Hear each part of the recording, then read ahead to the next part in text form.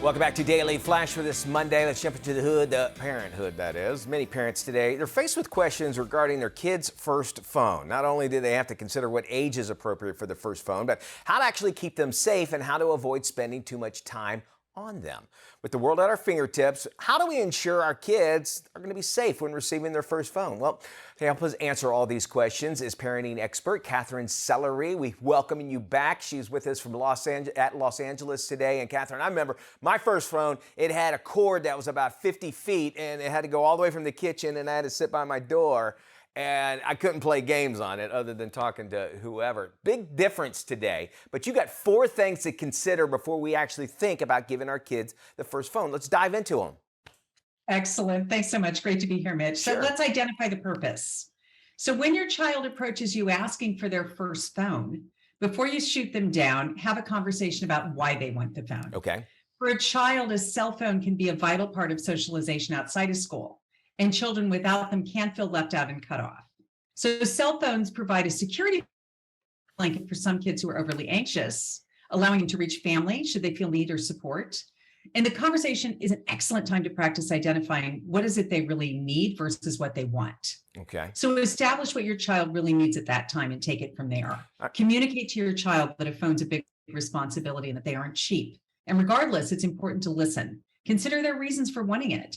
And if your child feels heard, they're more likely to consider and respect your perspective. All right, yeah, and you were talking about that communication. You could say, this is what I expect from you. This is what I'm concerned about. And then that help obviously be getting to that. I'm hearing younger and younger kids getting their cell phones, but you say it maybe not necessarily needs to be a number, but the maturity level, is that right?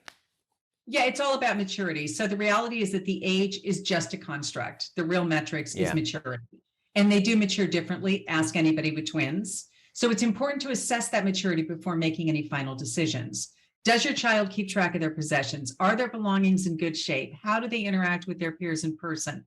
If you're routinely driving your children's forgotten lunchbox to school, perhaps they're not ready for an expensive phone. That's you have no idea how close that hit to home when I heard that. We know that's happened to all of us. My bonus son, it does this all the time. And, if he forgot his cell phone, no, we're not taking it up there. But he only has forgotten it one time after that point.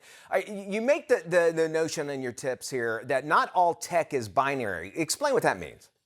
Yeah. So ultimately, when it comes to your child's first phone, it's up to you. However, it doesn't have to be a simple yes or no. If you like, many parents would love to have a way for your child to connect with you, but you're still hesitant. And there are other creative options. There's the middle of the road solutions. Okay. There are phones out there that allow communication with select groups of individuals, limiting app and internet access. So you can think back to the conversation about what the child was really needing by getting that phone when you're making your final decision. And remember to communicate that with your child, that if they want the new iPhone, you might let them know why that doesn't seem like a good idea, but a different option would be okay with you.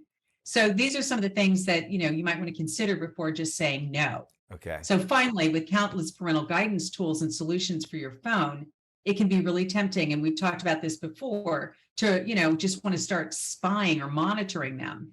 And I would suggest before you do that, consider the ramifications. Children who feel that they lack privacy are going to attempt to lie, hide, or withhold information. Yeah, that's good. And, I would imagine it's hard because, you say, hey, I don't want you to download this app because I can't have any control over it. And then all of a sudden, maybe you happen to look at their phone and you notice that they have.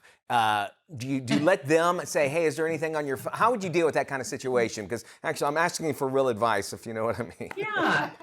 Yeah, well, that's the problem is that, we want to just impose ourselves on them and assume that they're going to do everything we tell them. And we forget that there are reasons, which is why at that most important point is we really have to communicate, like, what's going on for you that this would be something that you would want. Okay. Yeah. So there's a reason behind it. It's not just defiance. So it's always about getting to that underlying reason and understanding it. And usually there's a good reason. It's just not necessarily all of their decisions are healthy. I think you're right on that. Well, we always appreciate and love having you on, Katherine. Thank you so much. If you'd like to find out more information on how you can have a better parenting decisions, just visit consciousparentingrevolution.com. Katherine, thank you so much for once again your great advice. Great to be here, Mitch. Thanks.